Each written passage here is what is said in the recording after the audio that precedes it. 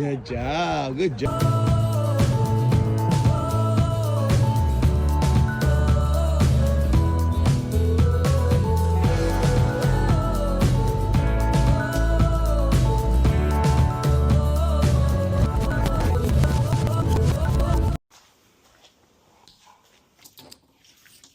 Oh, frozen? Ang lamig pala. Guys, so tama yung lamig nyo. Malamig na. Na dapat summer na. Actually, fall. Pero hindi ko maintindihan kung winter pa rin. So, sobrang lamig ng umaga ngayon. So, ngayong araw guys, punta tayo ng Winnipeg. Kasama yung mga kaibigan natin na naghihintay. At ako nga pala yung unang gumising sa pamilya para hakutin lahat ng dala naming gamit papuntang Winnipeg. Siya nga pala guys, isang araw lang itatagal namin. Kumbaga, bibiyahe kami ngayong araw at uwi rin kami kinabukasan. So para mag-overnight lang kami sa hotel ng isang araw.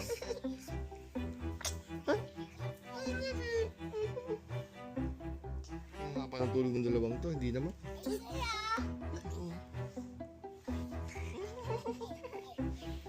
Oh, just the Lord, I love you. Ang sarap naman ng baby na. Nakakapagod si daddy early morning. At siya nga pala, guys, tong dalawang to, yan ang mga anak ko. Dalawang bugoys natin. Si Moses and Isaiah. Sa kanila nang galing yung pangalan ng page na to. So, bago ako makakalahati, guys, pwede bang palike muna? At i-follow mo na rin para ganahan ako sa mga gagawin kong vlogs in the future. Sa lubong sa... Where would you meet? Well, you go straight in the car because it's still cold. But later it's gonna be hot.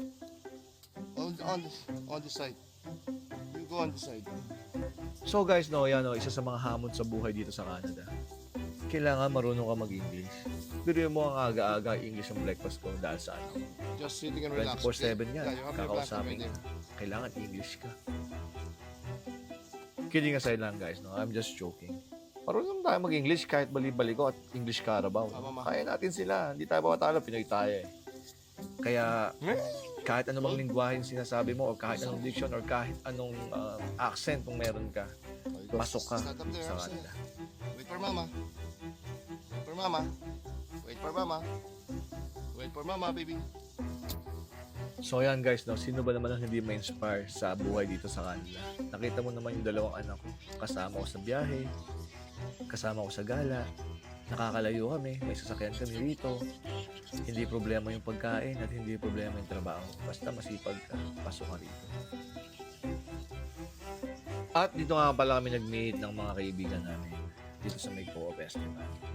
So sa ilang sandali lang guys, lilipad na tayo AST. Bibiyahe na tayo. May layo nga pala ito guys na mga 6 hours I guess. Ayan, papakita ko sa inyo kung saan kami dadaan. Ayan, so nakikita nyong 6 hours and 3 minutes. Yan yung biyahe namin papunta ng Winnipeg. From Esteban.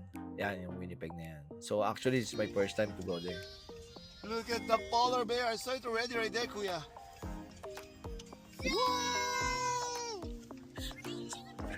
Kalokohan talaga ng anak ko, Nakita mo, sabay pa kami sumigaw. Kasi first time talaga namin pumunta rito. Nakakagulat na pati yung anak ko excited sa mga gagawin namin ngayong araw na to. At hindi lang kami. May mga kasama rin kaming kaibigan. Actually, 3 sasakyan. 4 na sasakyan pala kami kasi duman pa kami sa Carnap para sundin yung isang tropa. Yan. So, medyo mas marami, mas masaya.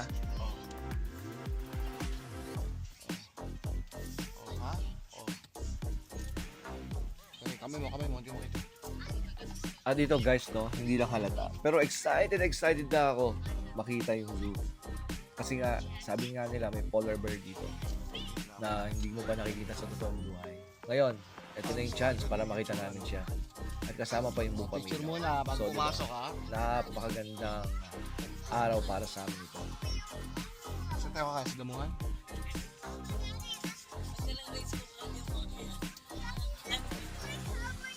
So guys, sa sobrang short period of time lang talaga kami magstay dito. Ang ginawa nila at ang ginawa namin, nagdala kami ng mga food na pwede namin kainin kahit sa daan lang. Naka-live na kayo. Tulad ng nakikita nyo ngayon. Yan. So, free flow yung video na to. Enjoy nyo lang. Panoorin nyo lang kung ano yung kalokohan meron kami. Masayang maraming kasama. Lalo kasama mo yung mga anak mo. Oh, hi! Say hi, kuya! Ito na sila.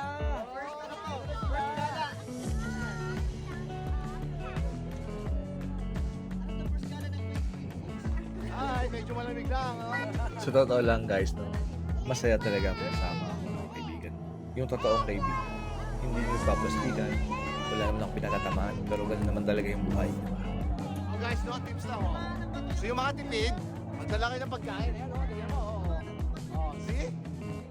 Oh, nakasave ka ng $30 per person. Di ba? Ayun lang, discount ka lang. Kasi isang buwan Yan, dito. yung mukhang yan, yung naka-hoodie na yan, ako nga pala yan. Ako yung nagsasalita sa harap ng camera na yan.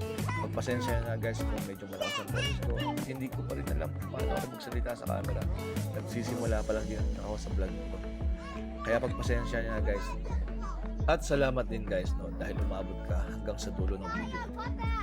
Umpisa pa lang to, marami pa tayong adventure na pagsasamahan. Buong pamilya, buong kaibigan, buong grupo, lahat. I-share namin sa inyo. Basta samahin na kami palagi.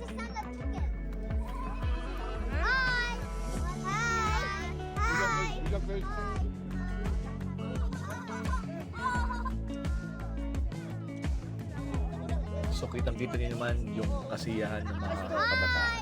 Yung mga kids na yan, yung mga anak namin yan. Nakita mo? Sobrang saya nila kasi alam nila talagang family bonding tong araw na to. Umpisa pa lang.